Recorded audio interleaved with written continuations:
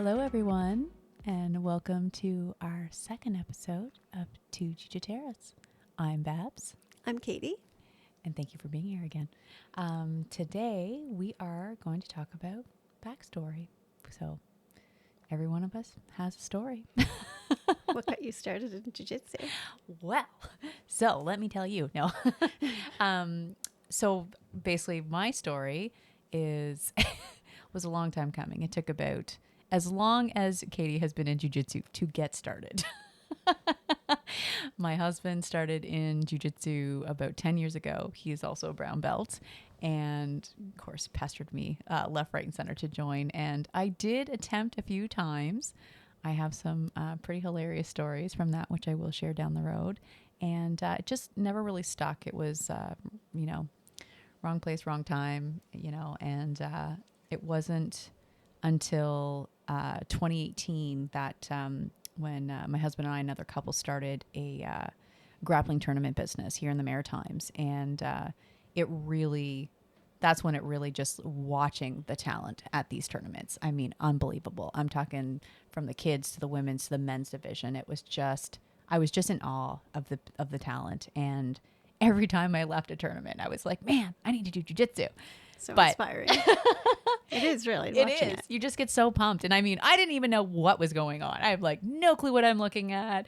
Now I'm actually learning how to ref, taking a ref course. But back then I was like, I'm just watching the refs and they're throwing up their arm for points and like, yeah, that's cool. But no idea why any of it. But anyways, that was kind of the starting motivation for me. But unfortunately, at that time, I was super pregnant with our first son. So definitely not the time to get in jiu-jitsu. But of course, life happens. Second kid comes along. And after he was born, I get my clearance and I figure I need to do something. I need to move my body. The long game is to be strong so that I can keep up with my kids. I want to be healthy. I want to be around. So what can I do? And my personality type, like I was that person. I need to go to an organized, scheduled class of any kind because you just need to tell me what to do. I mean, my husband and I work out. I'm like, what should I be doing? Give me a, give me the exercises I should do because thinking it up on my own, I'm like, I'm bored.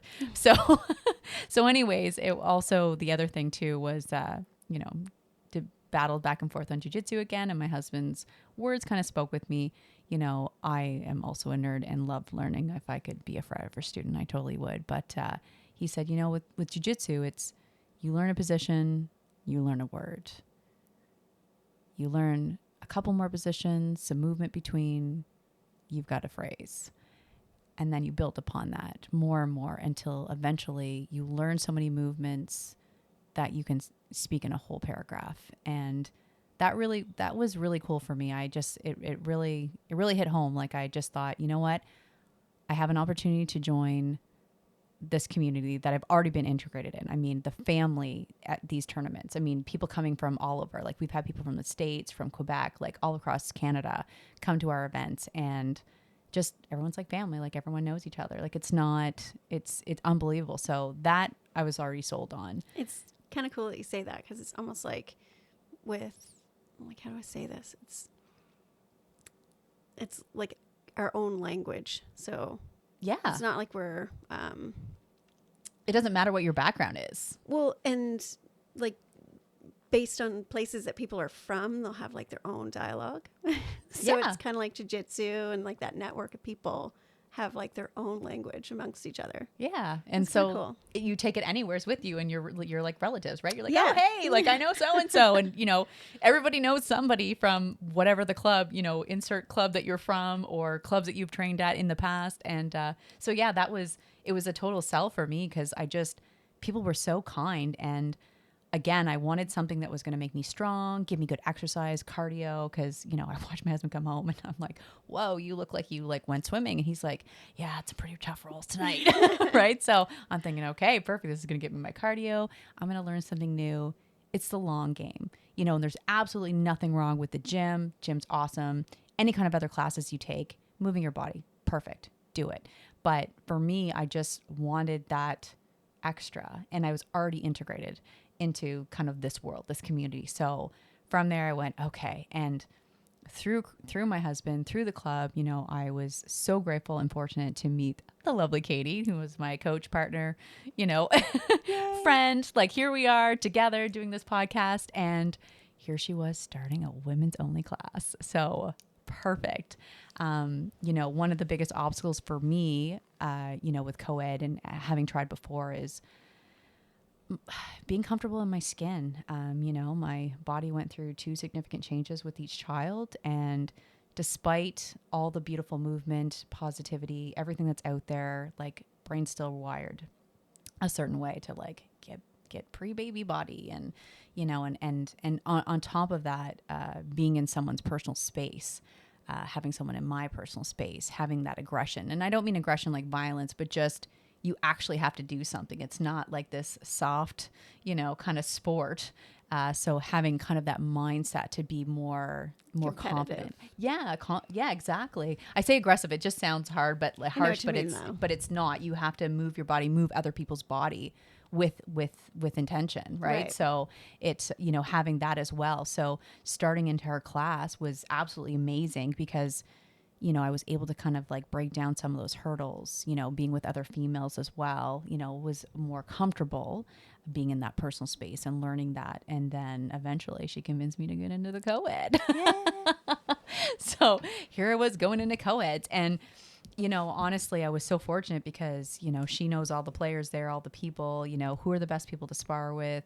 So, you know, I had that guide, which some of you may not have that. So, you know, definitely communication is key. Talk to your coach. You know, who are good people to roll with, so you know that you don't necessarily get manhandled all the time, especially when you're starting out like myself, because that can take a different trajectory. Totally. I mean, we do lose people, unfortunately. I mean, in clubs, all over, because ego.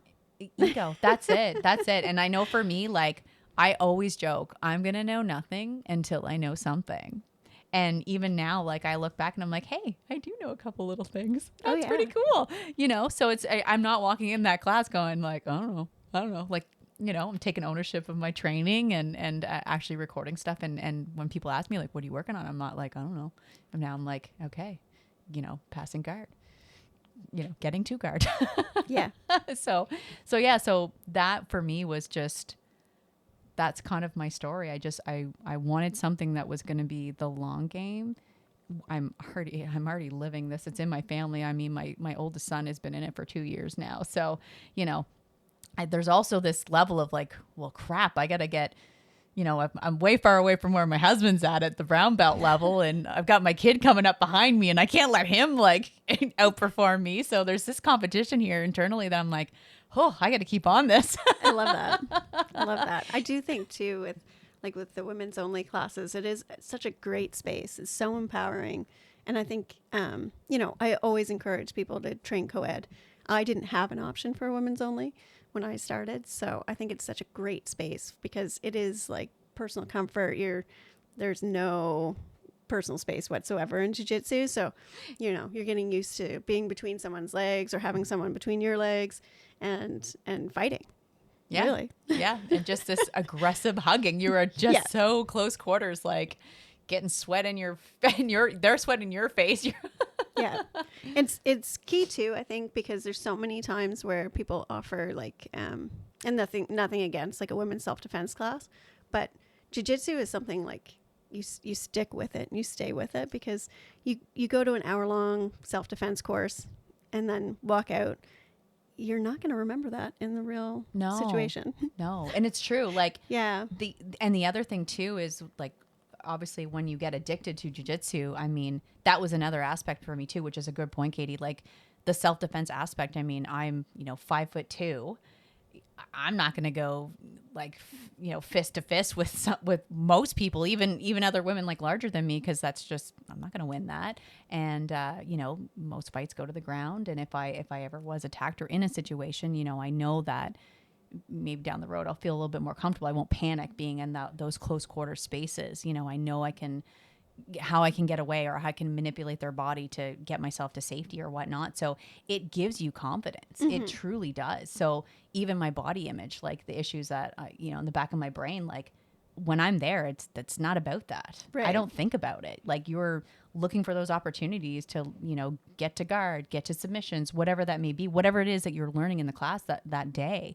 And it's just, everybody, now I'm very fortunate, the clubs that we go to, like, very close knit, very respectful. I mean, there's always going to be bad players no matter where you go, but that's just a reality. But for the most part, like, just really good people to work with that care about your journey, just like I care about theirs. And I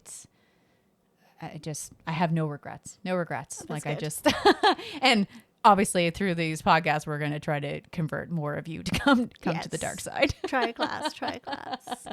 Yeah. No. Yeah. And it like by constantly, when you go to a class consistently, you're starting to create that muscle memory. So if there is an altercation in real life, you're more apt to be able to react appropriately in that situation. Obviously, we all hope that there aren't any situations where we're attacked, but I think jiu-jitsu is amazing because it is a self-defense, but it's also like almost like a meditation for me. Like the more I go and train, as I'm in a role, I'm not thinking about 100 different things. Are my bills paid? It's important to at some point think about that. Pay your bills. Yeah. So you can go to jiu-jitsu.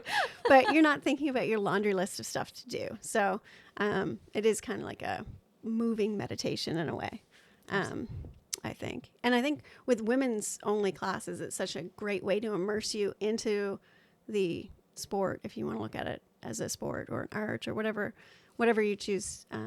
It's going to be for you, but it's just like a safe space. It's an empowering space for women. Yeah. And then I'll twist your arm to go to the the co-ed classes, because it is for everybody. I mean, it is great, and there is a lot of, for both men and women, what we have to offer each other as partners. And I think that it's important. And again, why we started this podcast, it's obviously this story is about you guys, and we are sharing our experiences as females in the sport. But also for men out there, like looking for our kind of take on things and how you can be a better partner to the women in your club, you know, because the reality is, and it's not a strike. It's just the women, it's a smaller group. Right. And we are growing. And that's the whole point of it. We're eventually going to take over. Look out. No, but it's just, that just is a reality. And but we want to foster this community. We want to help people along the way that kind of break down those barriers and just feel more comfortable and confident, male and female, to integrate together. So, we definitely love to see more women's only classes to get that foot in the door. But eventually, like if they're feeling comfortable, to move over towards the co-ed classes and, and just be fully integrated in the club. So yeah, which, again, I'm very fortunate that here at my club, Katie started that. Oh, thank you. And she's, a wonderful ambassador for the women in jiu-jitsu. And also, before I tell her whole story, why don't you tell me a little bit about what got you started, your history? Oh, well, thank you. Very grateful for you to say that. That's really sweet. I started initially, I work in law enforcement, and I thought it would be a great way to just get more comfortable with control tactics. Jiu-jitsu is basically the ground level of control tactics for any kind of use of force within law enforcement. And there was that. And then also my husband was training every Tuesday and Thursday. He was doing judo. And I didn't want to just follow he wasn't my husband at that time, but I didn't want to follow my boyfriend into class. And there's a lot of throws in that too. Yeah. Falling's hard. But I wanted to do some sort of martial art. And I'd always kind of wanted to get back to something. I trained karate when I was a little kid, not for a long period of time, but I loved it. And so I always kind of wanted to go back to something. And it's great with jiu-jitsu because it's not a striking sport. So not to say that you don't get injuries, but you're not getting punched in the face. Hopefully during your jiu-jitsu class, you're not getting punched in the face.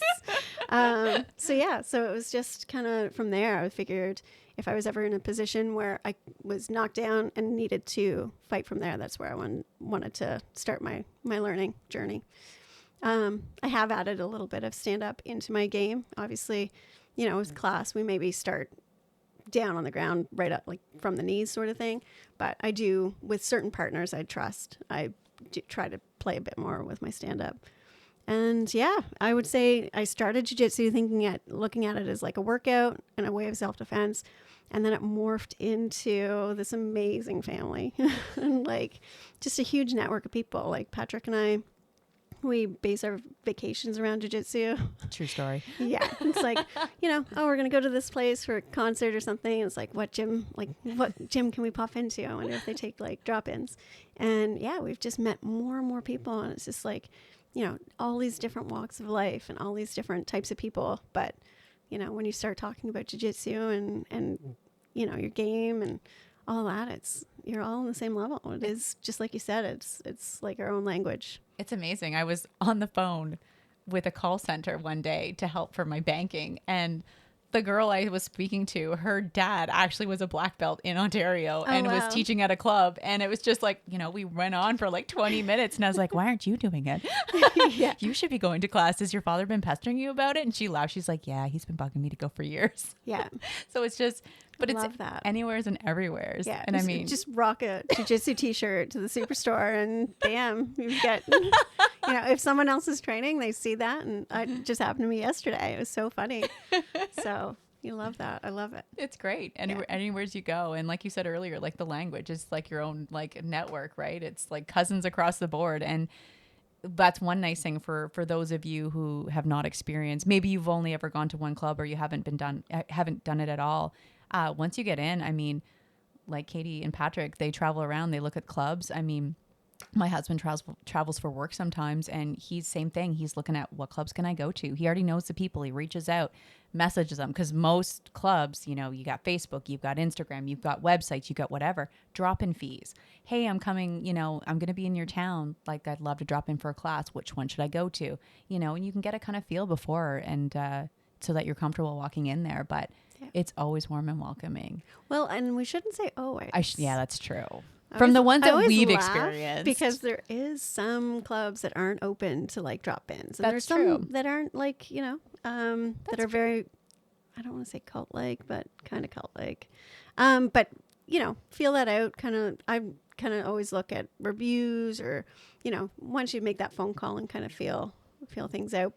And I think if they don't respond back, that's probably an indicator that we don't want you there. Yeah.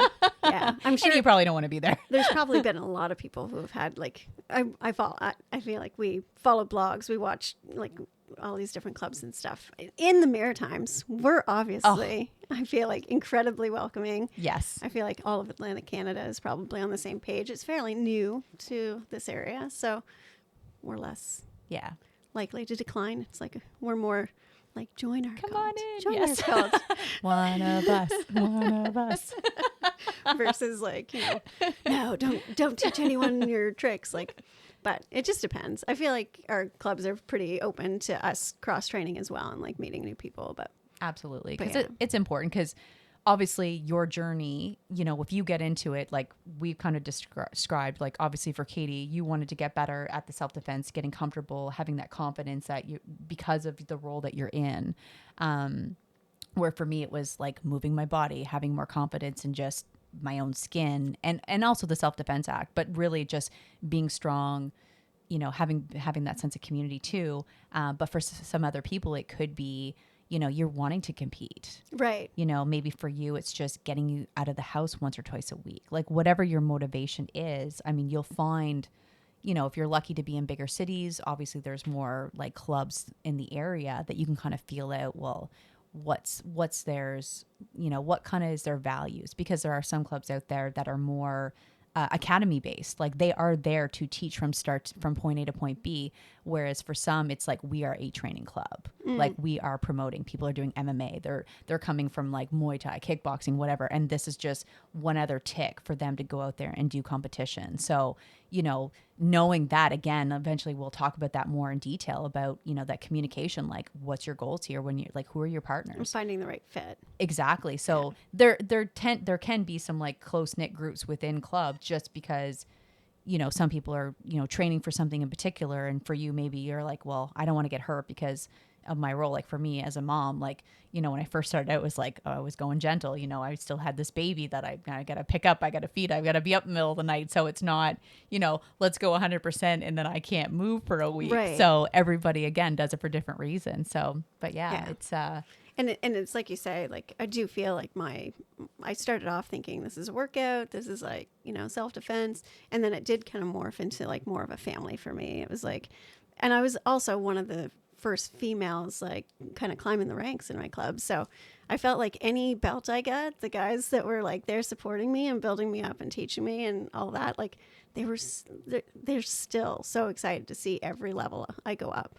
And like that just means the world, especially when you look at like, you know, women aren't always welcomed into like male dominated spaces. So, you know, that meant the world to me to feel like people were really there encouraging me and wanting to see me get better. Yeah. And I think that, like, again, removing those barriers, and that's why we're here is as females in the space, like it could just be from the fear of like, I don't know what to do with these women coming into the club. Like, what's the expectation? It's a huge kind of culture shift, right? Yeah. So, you know, things don't always translate properly. We've all said stupid things in our time, or we've always acted in a way because we're, you know, ignorant at the time or whatever. And it's not always our best moment. So this is just kind of like us talking about it so that, you know, for those of you, the male audience, you know, just being comfortable and having, you know, having those better relationships and connections with the women that are in your club. So, you know, and for those of you that are already like there, like keep doing what you're doing. Yeah. Like for the guys at the club, you know, they're very, very supportive of us. And I know I cross-trained too at another club as well. And, you know, very welcoming club, whatever I need. Like I no qualms. I walk out of there knowing that if I had to ask for help on anything, like it's done. Yeah. I don't have to worry about it. And I'm safe.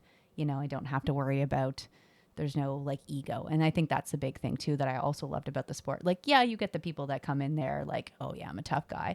And that's true. That's going to happen wherever. I mean, your work environment, anywhere, you're going to have those like really strong personalities. But I find this is not an ego sport. You leave it at the door because you can't fake it. You can't fake it. You can't walk in there and be like, yeah, I know stuff. Yeah. And then go up against people that know stuff. Well, I feel like it was actually my last competition. Anyone who doesn't train doesn't get, you know, the whole lot, like losing. So I lost my last competition and people were like, oh, like, are you like really like expecting me to be super disappointed? And there were certainly mistakes that I had made during my competition and things that I would change or do differently. But that's the learning curve of the whole thing. But ultimately with competition, there's two people and one's going to win and one's going to lose. You get a 50-50 shot. So, you know, you got to be okay with being the loser. And with jiu-jitsu, when you're first learning, there's 3 roles, like, and whenever you tap, you're the loser. And you have to learn from that. And there's at no time, I don't think even the best people in their highest competitive thing haven't lost. I don't think there's anybody in a jiu-jitsu journey who hasn't gone through a roll and had to tap.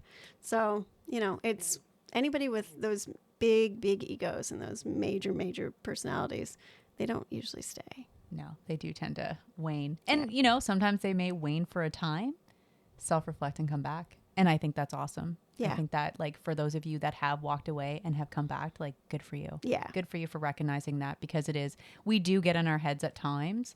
And I mean, I know I've only been in it for a year and a half, so it's like a minute. But, you know, there are times when I've gone thinking like, I don't know anything. Yeah. What the heck? It still happens. And you know, and it's true. Like my husband, he got his brown belt and like imposter syndrome hit him huge. And he was just like, oh my God, I have this like expectation now. He didn't even take time to relish in the fact that he had worked so hard and have achieved this next level. Well, that's one of the things, like as soon as you're promoted, it's like you went from your past belt, like being like really, really good at your past belt to being brand new at your new belt. So it's like, all right, I went from like being the best blue belt or the best white belt to the worst blue belt, like, or the next level, like whatever you're leveling up to, like you're starting brand new. It's like you hit the reset button. That's true. So, see, for me, I'm just on the little stripe, you know, on my white belt. So there's that progression there. But yeah, I know it's a huge difference to get like once people hit the blue belt. No, not really. Like I think your blue belt is like, it's finally real, like, oh, I'm not like white, right? Because nobody wants to like admit, but white is the biggest belt. Like it is the biggest belt when you first start. You know, like there's, I don't know what the percentage is of people who practice jiu-jitsu, but it's not huge. So for you to have a white belt on, like you're the minority. Like you're out there and you're working on it. So Okay, that So makes you it's feel a little better. major, like it is a huge step. So I never undermine the white belt level. Like it's major. You're getting over some of the biggest hurdles at white. So Okay, well, good to know. yeah, 'Cause I'm just kind of fumbling through it. So you're doing great. Well, and that's, I mean, you start off at white and it's like just learning the positions and starting to learning some of the attacks. And every day you just feel like I have no idea what's happening. breathe. So yeah, Breathe. yeah, So breathe I and keep have telling fun. myself. Yeah, and then when you start having those little light bulb moments, it's like, and everything starts to click, and you maybe chain your first set of like submissions together, and you're like, oh, if this doesn't work, or you're baiting this and that doesn't work, and you know, It's true. it's really exciting. Breathing and framing. Yes. See, Artie, there's 2 words. I'm almost at phrases now, guys. You'll be a sentence in no time. Katie's fluent. I'm just learning. No, it's true though. But yeah, I think that's basically where my journey started was, and I was really lucky when I first started. There was I watched a girl get her blue belt, and I just remember standing there in the lineup and thinking, like, oh my God, I can't wait for that to be me. Like, so excited. So And here you are 10 years later. She took me under her wing, and I was like so lucky to have someone who was like really supportive. And I was this clumsy white belt. I remember sliding into side control and my knee going into her temple and giving her a concussion. So, you know, We will also she share was those stories. very patient. Very, very patient. I remember giving one of my partners a black eye. Yeah. Yeah. So So those little accidents happen. Be prepared. Have a mouth guard. I'm giving Jillian a side eye right I'm now. hiding right now. My shame. Yeah. A lot of people don't train with mouth guards, but I like my teeth and I like everybody else to keep their teeth. I think it's always a good idea to have a mouth guard. You can get them super cheap on Amazon. Yes. Just There's FYI. no excuse. There's no excuse. Someday I'll Especially for remember to live bring mine. rolls. It's not bad for drilling. I mean, obviously with drilling and like practicing and getting warmed up, you don't need to wear your mouth guard, but It's true. with live rolls, it's probably a good idea. Get a mouth guard. You don't know where it's going to take you. Yeah. Eventually, you'll be me where you're having to tape your fingers 'cause everything hurts. You get your ointment after class, Epsom salts, all that jazz. I've But been there already. Yeah. I've had to tape up my fingers. I've sprained 2 of them so far. Not to scare you guys. It does happen. You get Yeah. used to toughening up. It's Oh, a yeah. weird environment. Even though I, gave birth to 2 children and, for those of you that have experienced this, it, your body goes through a lot and the pain you suffer, but, it's different getting into this and having this like, I'm doing this to myself yeah, again yeah. Black and coming back for black more. and blue legs for a little while. Oh and my stuff like goodness, that, my yeah. legs. I don't want to wear shorts. They're just like literally I look like I fell down a flight of stairs. But again, you can see your friends out in public and be like, "You train jiu-jitsu. I This know is bruises." Look at those tattoos. Yeah, exactly. They're your markings. Yeah. But yeah, so that was really our story. Yeah, I think mean, that's how it again, started. it's awesome. Everybody comes from different backgrounds, different reasons why that they would, get into the sport. I hope for those of you that have listened today, I mean, the sky's the limit. There's no right or wrong way to get into the sport other Yeah. than leave your ego at the door. But Well, and I'm really like just flattered that like I was a part of your journey. I think that's amazing. And I think the more you start to train and stuff like that, and the more you can start to like be an influence to other women and men, Absolutely. to train like other people to, what's jiu-jitsu? It's, they see your shirt and they're like, what's what? jiu-jitsu? Like, hey, I know Is that someone that does MMA? that. It's like, you know what? I teach a class on Friday. If you want to go. And I'm always promoting it. So Yeah. it's, one of those things that you're never too late to start. I mean, I'm 40. I Same. started at 39. Yeah, I can't do the math. I'll ask Patrick. He's got that memory of Eidetic like, memory. yeah. When did I start jiu-jitsu? When did I get my blue belt promotion? He's like my biggest fan. So I think somewhere in his brain he's got everything stored as to like any kind of achievement I've made, which is awesome. We'll probably pester him to be on the show sometime, tell his Yeah. story. Because another thing that's cool is people that cross train different. Yeah. I mean, Patrick does jujitsu, he does judo. Yeah. We've got other friends He's that a have black done belt Muay in Thai. Taekwondo. and- Yeah, Taekwondo too. So it's beautiful to cross train different things. I mean, depending on your goals, things change over time, get in it for different reasons. I'm definitely not big on the throws because my hips hurt. Yeah. Well, I'm just But I to the respect point, it. I think with judo, I just find the attacks that I really like, and I just stick to like kind of perfecting those. But his knowledge of like stand up is just amazing. I like Nawaza. I like the ground. Same. I'm short for a reason. I'm kind of not. But yeah. Work best from that area. Yeah. Even though we don't have far to fall. Yeah. It's still Still scary. prefer. Yeah. It's an art. It really is. is. Patrick's actually getting ready to do his I want to say knee down. I think that's your second degree in judo. And he's just taking his time. He should be far past that by now, but he's just been slacking doing his kata and all that jazz. But I forget where I was going with this, but Just for his favorite, like the ground, like the standing positions. yeah, like he's got way more to choose from. Like His catalog. so many different things. Yeah.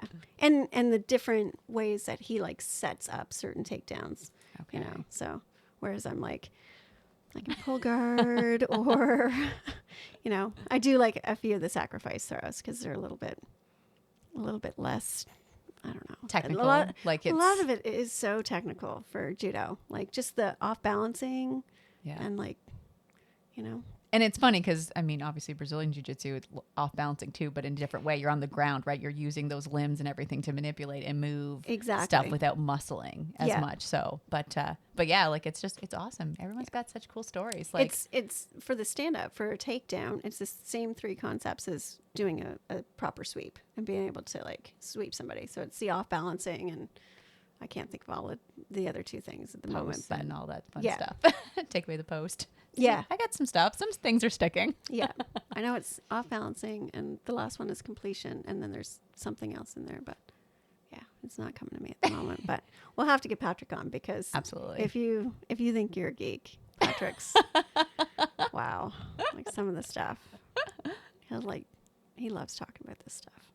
And this is why we're here. So Yeah. we'll pester him, and there'll be many more that'll come on the show, but to tell their story, their backstory, where they came from, what got them involved. But to speak to Katie, like she's now, how many people have come in under her, like, and moving through the ranks, like within jiu-jitsu, and just an inspiration, like to myself, like myself, and, paying that forward. So for those of you that have been in it a long time and you've helped and trained those people coming in through the door behind you, like, kudos to you. Keep on paying it forward. Awesome. It's awesome. And I hope to one day be there. Yes, you So far, will. I'm just going to take from everyone else because I'm the newbie. But, hopefully the goal would be someday to be there as well, to have people behind me that I'm like, hey, I can help you with that. Like, Yeah. I was once where you were. Well, and even just being like that friendly face on the mats when people are coming into class, and it's like you're looking around, you're so nervous, and it's like, oh, who am I going to partner with? And like seeing someone who you're like, all right, Yes. that's huge. That creates like a really welcoming environment for the mats. And Yeah. And one interesting thing that we do at the clubs here in our area, and maybe that's not across the board, but when you go in, as nervous as it is, and I'm a very socially awkward person, but going in and actually like shaking everyone's hand, and every class you go in, and it's either you're introducing yourself or you already know the people. Nice to see you again. Hi, I'm so-and-so, and just getting those faces, so that, again, like Katie said, you walk in, you see friendly faces right away. You're like eyeballing them, like, yeah, we're going to roll later, Yeah. and it's all in jest. It's all good. It's all good fun, right? Because you're just a close knit family. So And I don't think John would mind me like dropping his name, but good old Professor Kelly. He really does create such a good atmosphere for training. With like he was the one that initially, I think, started like with making sure everybody shook everybody's hands, and doing those types of introductions. And he's just got such a positive attitude on the mats. Like, Yes, yeah, absolutely. he's And really good with that. no one asks dumb questions. He respects everyone that speaks. So again, we're talking from a place where we're so fortunate that we have such good people. Like, even, where I cross train, Professor Meehan, sorry, Coach Mike, but same gracious, thoughtful, for all of the classes that he teaches, and no question is stupid. And, you need to hear it again, break it down even further, like, and just the respect. You walk in, and genuine too. How are you doing today? It's nice to see you. Thank you for coming. Like, you did a good job today. Everyone is just building each other up because let's just face it. We've all got life. We've all got hurdles. We've all got things that we're dealing with. So when we're walking in that door, like dropping that bag off, dropping that like burden of whatever it is of our day. Like you had said earlier. Everything else off for those, for that time. Meditation where you're around family, no judgment, and you're Let's going. Just choke each other. Exactly. Aggressive hugging. So true. Yeah. So I think that's it for today. Really appreciate you guys joining us today and listening to our story. And we'll be back with another episode.